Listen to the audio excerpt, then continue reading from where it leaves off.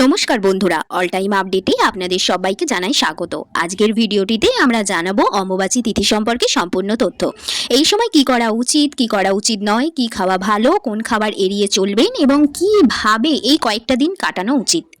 হিন্দু ধর্মমতে অমাবাসী হলো মা কামাখ্যার বিশেষ সময়। এই সময়কে মা শক্তির রাজস্বলা কাল হিসেবে মানা হয়, তাই ভক্তরা সংযম, ভক্তি ও আত্মশুদ্ধির মাধ্যমে এই সময় পালন করেন। এবার চলুন জেনে নেওয়া যাক এই অমাবাসীতে কি কি করবেন। প্রতিদিন সকালে স্নান করে পরিষ্কার পোশাক পরুন, মা দুর্গা, মা কামাখ্যা অথবা নিজের ইষ্ট দেবতার নাম জপ করুন। ওং হ্রিং কামাখ্যায় নম মন্ত্র জপ করতে পারেন। এছাড়া গরিব ও অসহায় মানুষদেরও দান ধ্যান করুন। বয়োজ্যেষ্ঠদের সম্মান করুন এবং সবার সঙ্গে ভালো ব্যবহার করুন। মন শান্ত রাখুন এবং ধর্মীয় বই পড়ুন। যতটা সম্ভব সাদা সিধে জীবন যাপনই করুন। এবার চলুন জেনে নেওয়া যাক অমাবাসীতে কি কি করা উচিত নয়।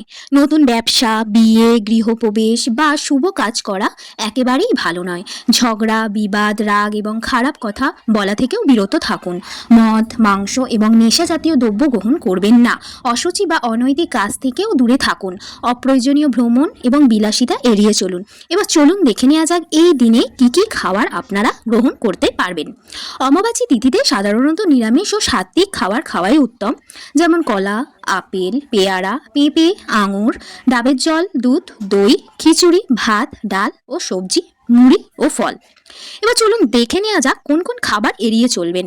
মাংস, মাছ, ডিম, মদ্যপান, অতিরিক্ত ঝাল মশলাদার খাবার, নেশা জাতীয় দ্রব্য। কিভাবে আপনারা থাকবেন। অমাবাসীর এই কয়েকটা দিন মনকে শান্ত রাখুন। ভগবানের নাম স্মরণ করুন। যতটা সম্ভব সংযমী জীবনযাপন করুন। পরিবারের সঙ্গে ভালো সময় কাটান এবং ইতিবাচক চিন্তা করুন। মনে রাখবেন, অমাবাসীর মূল শিক্ষা হলো সংযম, ভক্তি, পবিত্রতা এবং আত্মশুদ্ধি। জয় কামাখ্যা, জয় মা দুর্গা। ভিডিওটি ভালো লাগলে লাইক, শেয়ার ও কমেন্ট করুন এবং অল টাইম আপডেট চ্যানেলটিকে সাবস্ক্রাইব করে বেল আইকনটি টিপতে ভুলবেন না যেন। Thanks for watching.